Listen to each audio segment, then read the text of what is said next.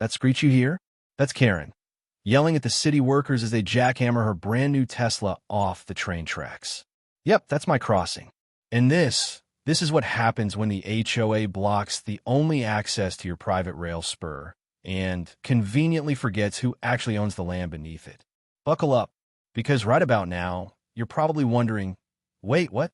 How is that even legal? And how did she not notice? Let me take you back to where this mess really began.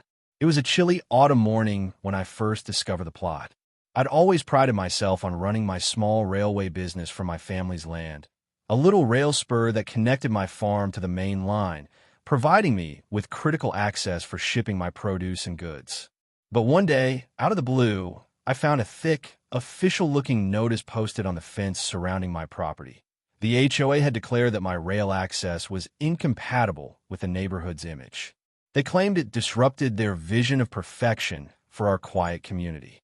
Before I could even process what I was reading, I overheard frantic voices outside.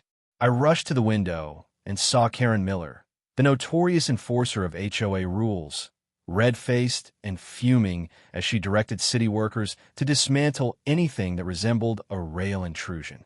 There, amidst the clamor, I watched in disbelief as they began jackhammering at the section of track that connected my property to the main rail line. I couldn't believe what I was seeing. The very means by which I accessed my business was under attack. And that's when it clicked. While the HOA thought they could block my rail spur, they had forgotten one crucial detail. They didn't own the land. I did. And if they wanted to control my rail access, they'd soon have to answer to me.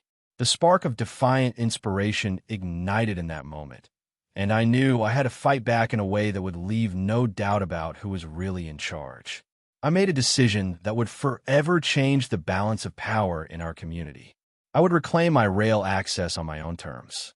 I would buy the crossing, the very piece of land under the rail spur, and secure it as my own. In doing so, I would not only stop the HOA from interfering with my business, but I'd also send a resounding message. Private property rights trump arbitrary community rules. This was more than a business dispute. It was personal, it was defiant, and it was the beginning of a revolution that would shake the foundations of our carefully controlled neighborhood. Crescent Valley is a pristine gated community where every home, every garden, and every public space is meticulously maintained to conform to strict standards set down by the local homeowners association. In Crescent Valley, individuality is often suppressed for the sake of uniformity.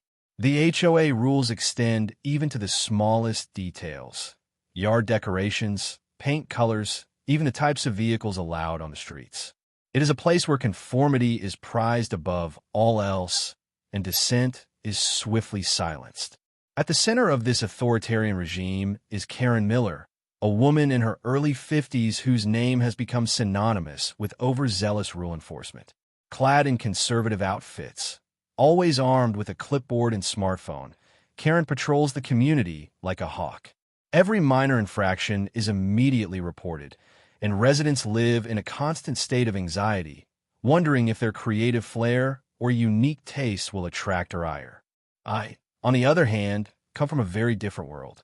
I grew up on my family's land at the edge of Crescent Valley, a place of open fields, rusty rail tracks, and a small but spirited business built around a private rail spur. Unlike the cookie-cutter mansions and immaculate lawns of the gated community, my property has always been a little rough around the edges.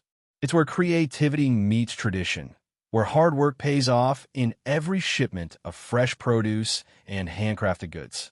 My farm and railway business have been in my family for generations. That rail spur isn't just a means of transportation. It's the lifeblood of my enterprise, allowing me to ship goods to markets far beyond Crescent Valley's manicured borders. Over the years, I've invested in modernizing my operations, upgrading machinery, installing renewable energy systems, and even building an efficient loading dock near the rail crossing. Every inch of that land tells a story of perseverance, innovation, and a fierce determination to maintain one's independence. But when the HOA decided to interfere with my rail access, it wasn't just a business attack. It was a challenge to my right to operate my property as I see fit. Karen's decision to block the rail spur under the guise of community aesthetics was a blatant disregard for the property rights that I had inherited and protected with my life. While many in Crescent Valley accepted the HOA's rules without question, I had always believed that individual rights, especially those enshrined in private property law, were inviolable. The tension between the authoritarian, uniform values of Crescent Valley and the rugged, independent spirit of my enterprise had been simmering beneath the surface for years. My rail spur, a modest but vital line of access, represented more than just transportation. It was a symbol of my freedom and self-reliance. Karen's attempt to shut it down was the proverbial last straw, a challenge that I knew I had to meet head-on. In that moment, as I stood in my modest workshop surrounded by tools and remnants of the past that helped build my business, I decided it was time to reclaim what was rightfully mine. I would secure the rail crossing once and for all. I would purchase the land under it, ensuring that the HOA could never again interfere with my access. And in doing so, I would expose the absurdity of their overreach and remind everyone in Crescent Valley that private property rights are not negotiable. This was a battle between two worlds, the suffocating conformity enforced by the HOA and the rugged, individualistic spirit that runs deep in my family's legacy.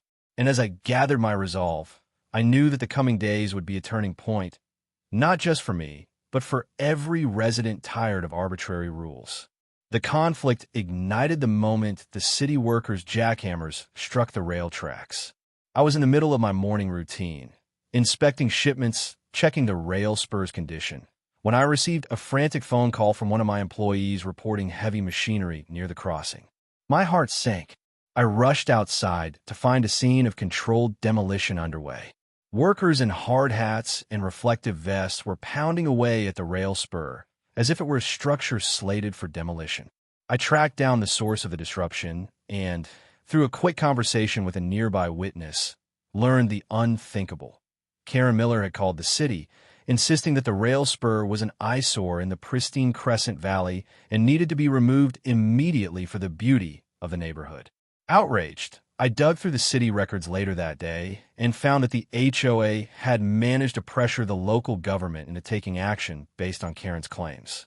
The decision was made behind closed doors, with little regard for the fact that I not only owned the land beneath the spur, but that it was essential for the operations of my business. Fury coursed through me as I began gathering evidence. I retrieved security footage showing Karen's face, set in determination, as she dialed city officials and boasted about her victory over the unsightly rail spur. Every time I watched the footage, my anger grew. Not only was my access to the rail network being compromised, but the very foundation of my business was under attack by a petty enforcer who believed she could reshape my property to fit her narrow vision. Determined to counteract this injustice, I pored over property deeds, rail ownership documents, and zoning laws. Every document confirmed what I already suspected. I owned the land, and my rail spur was a legal, essential part of my property.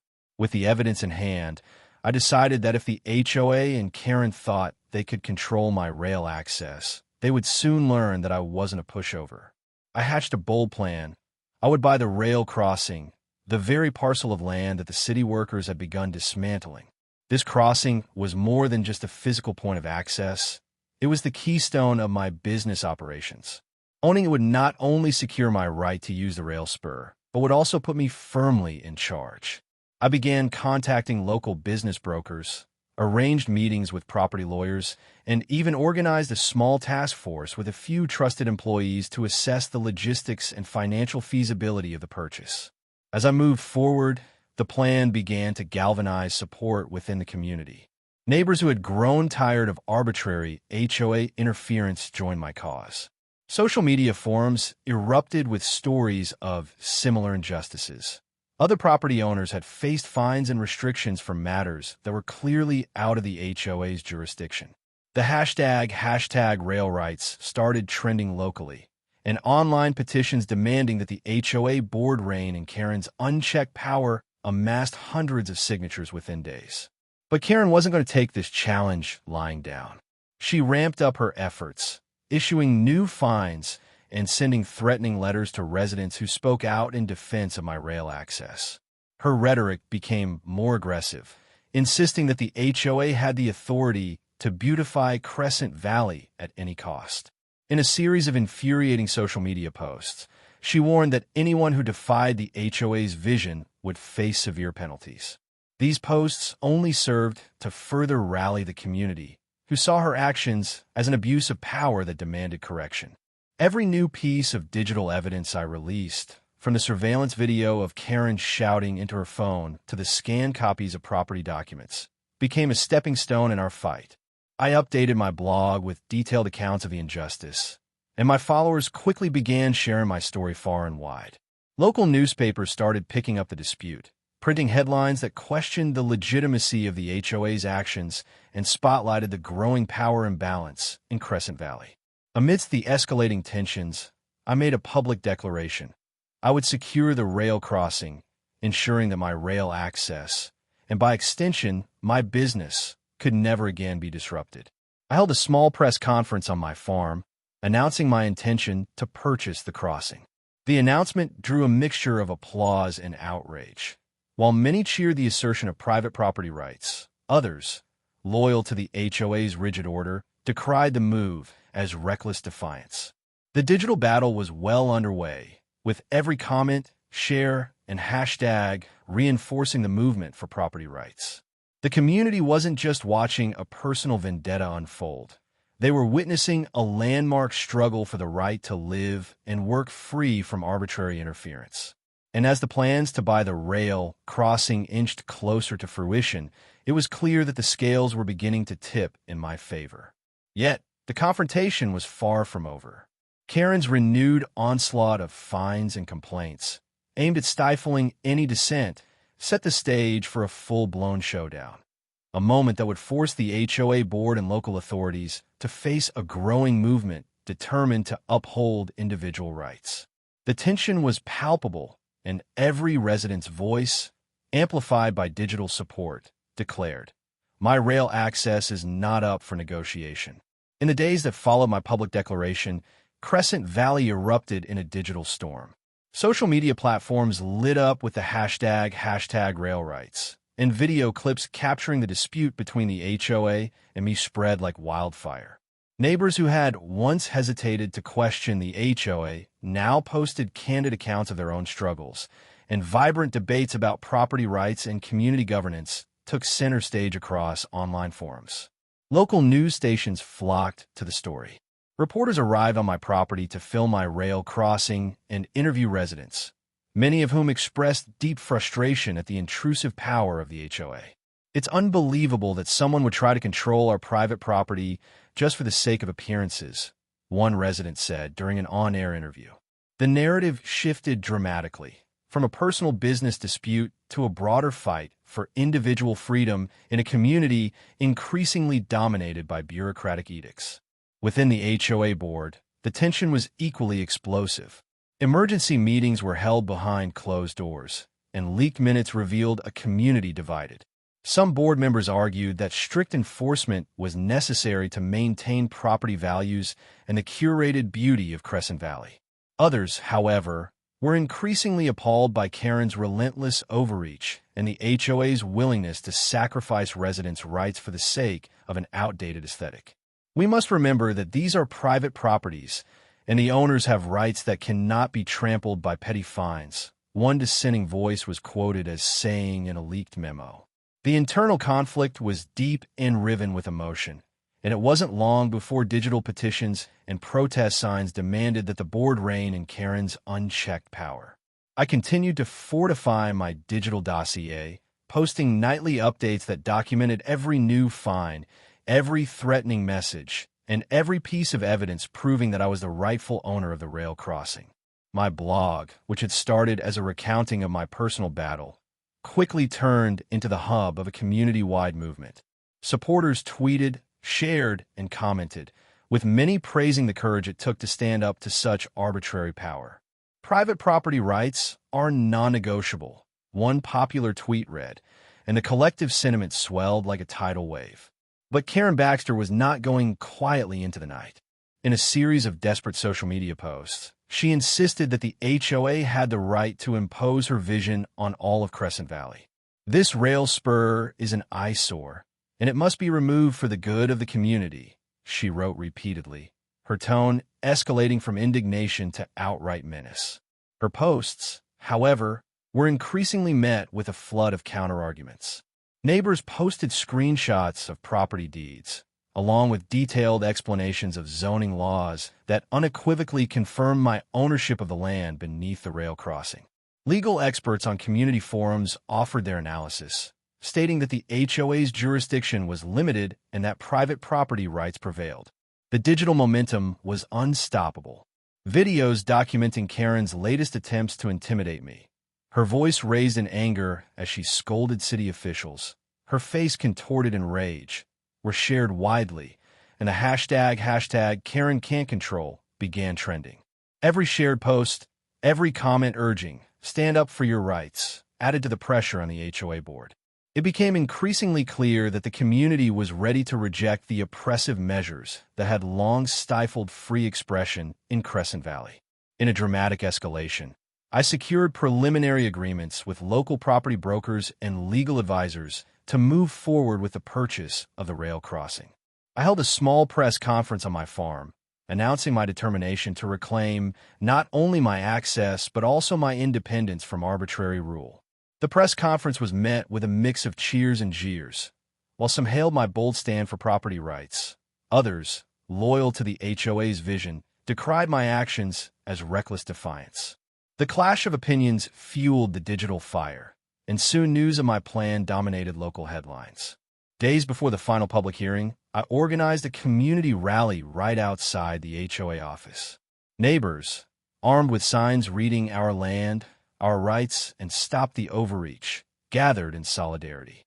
The energy was palpable, a testament to the power of a united community fighting for its fundamental freedoms. My digital updates from the rally were interspersed with impassioned speeches from residents recounting years of arbitrary fines and stifled creativity. Every face in the crowd was lit with determination, and every shared post on social media reinforced the message that private property was not for sale to petty bureaucrats. As the final public hearing approached, the tension in Crescent Valley reached its zenith. The digital petition against Karen's abuses had amassed tens of thousands of signatures, and influential local bloggers were writing editorials about the need to curb the HOA's unchecked power. Each night, I reviewed the flood of messages from supporters, their words echoing the sentiment that my fight was not just for my own business. It was for every resident who had ever been forced to conform against their will. The stage was set for a dramatic showdown, a moment that promised to redefine the power dynamics in Crescent Valley and ensure that the rights of private property owners were respected once and for all. The decisive moment arrived on a crisp morning in a packed boardroom at the Crescent Valley Community Center. The room was filled with a diverse mix of HOA officials, local law enforcement representatives, community leaders, and a sea of resolute residents, all gathered for the final public hearing that would determine the future of our community's enforcement policies. With an unwavering presence, Councilwoman Stephanie Barnes stepped up to the podium, her eyes reflecting the collective resolve of a community tired of arbitrary rule. After an exhaustive review of all digital evidence, including time-stamped security footage, detailed property records, and numerous testimonies from our residents, we have reached an unmistakable conclusion. Councilwoman Barnes began, her voice steady and imbued with authority. It is abundantly clear that the actions taken by Mrs. Karen Baxter, her attempt to block private rail access by interfering with a legally owned crossing, were driven not by any legitimate public safety concern, but by personal bias and an abuse of power that has no place in Crescent Valley. A heavy silence fell over the room as Barnes continued. Effective immediately, the HOA board will rescind all actions and fines imposed in relation to this incident, and we will initiate a full disciplinary review of the practices that allowed such overreach.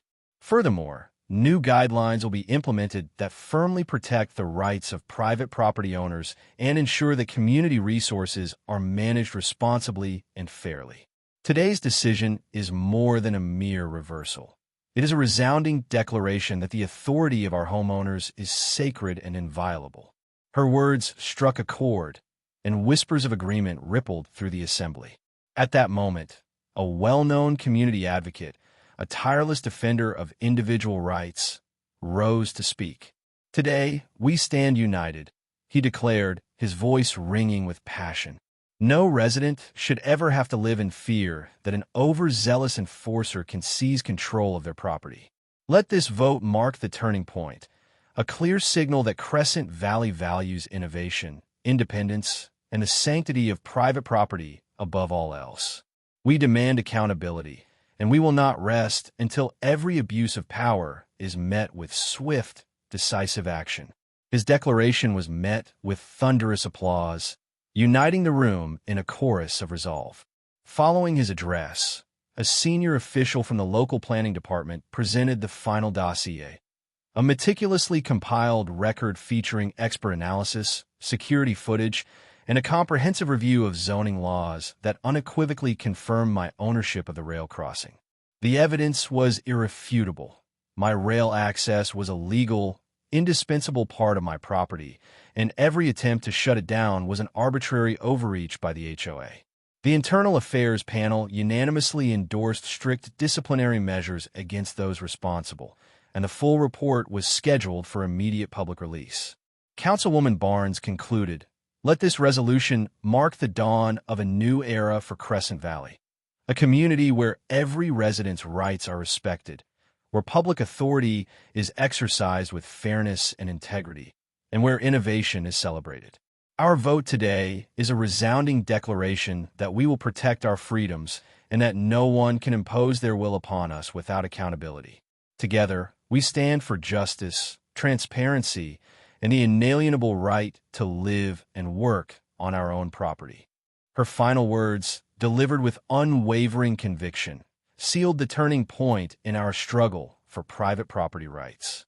In that defining moment, as every face in the room shone with determination and hope, the balance of power shifted irrevocably. The overwhelming digital evidence and a unified voice of the community forced the HOA board to take decisive action, a watershed moment that would forever reshape the governance of Crescent Valley. The days of arbitrary interference were over, and a future built on respect for individual rights was finally within our grasp. In the weeks following that historic vote, Crescent Valley underwent a profound transformation. News of the rescinded fines and sweeping reforms implemented by the HOA board spread rapidly through local media and across social networks, igniting fervent discussions about private property rights, creative freedom, and the abuse of arbitrary authority. Editorials in the local newspaper, bearing headlines like "A New Dawn for Crescent Valley" and "Community United for Freedom," celebrated the decisive actions taken to ensure that every homeowner's rights were protected. Hashtags such as hashtag property rights, hashtag no more HOA bullying, and hashtag innovate freely trended widely, reinforcing our collective determination to stand up against overreach. Town hall meetings and community forums saw unprecedented attendance as residents gathered to share their own stories and to envision a future where personal freedom and innovation were not stifled by outdated regulations. Neighbors, who had long lived under the strict gaze of the HOA, now spoke out boldly, recounting their own experiences of arbitrary fines and intrusive enforcement. "Our land is our legacy," one passionate resident declared at a bustling meeting, his voice echoing through the crowded hall. The atmosphere was charged with hope, a promise that Crescent Valley would always honor the rights and creativity of its residents. Within the reformed HOA board and local governmental offices, swift changes were implemented. Senior officials, led by Director James Carter and Lieutenant Marcus Reed, introduced comprehensive training programs that emphasized ethical governance, cultural sensitivity, and the responsible management of community resources. Regular internal audits and transparent disciplinary procedures were established to ensure that every complaint was scrutinized impartially and that no homeowner would ever again be subjected to arbitrary fines or harassment. Our duty is to protect every resident's rights and to ensure that our community remains a place of innovation and freedom, Lieutenant Reed affirmed during a follow-up press conference, reinforcing our renewed commitment to justice.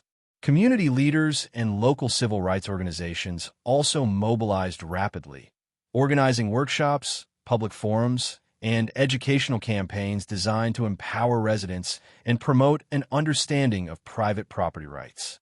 When we stand together, our voices can transform even the most entrenched systems, a local activist proclaimed at a town hall meeting, inspiring a wave of unity that rippled throughout Crescent Valley. For me, the journey from confrontation to resolution was not only a reclaiming of my rail access, but a vindication of my rights as a property owner and a free individual. My decision to take a stand against the HOA's arbitrary interference by purchasing the rail crossing and boldly asserting my control had sparked a community-wide movement that transcended personal grievances. Neighbors who once suffered in silence now found their voices, sharing their own stories of resistance and rallying for a future in which creativity and independence were celebrated rather than suppressed. The digital dossier that documented every misdeed by the HOA became a rallying point for every resident who believed in the sanctity of private property and the right to live and work without bureaucratic overreach.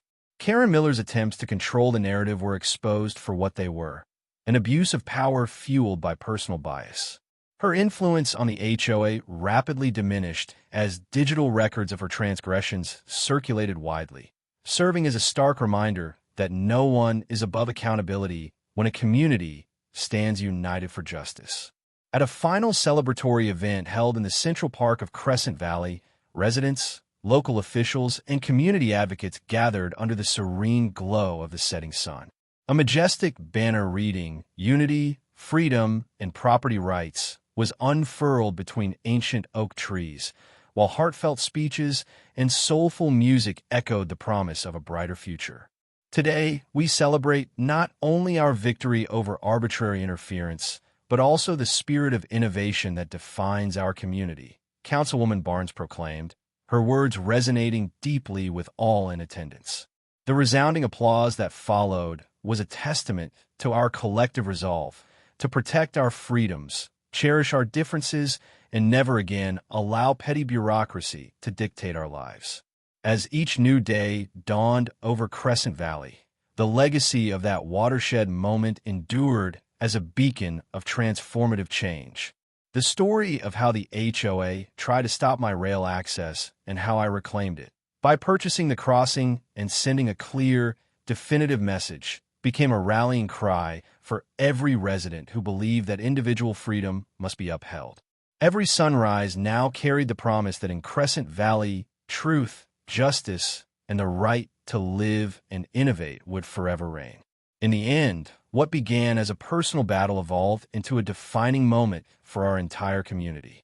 We emerged more united, more vigilant, and more committed to safeguarding our rights against any form of bureaucratic overreach. And as the sun rose each morning over our reclaimed neighborhood, it carried with it the enduring promise that Crescent Valley would always be a place where creativity, independence, and respect for private property are cherished above all else.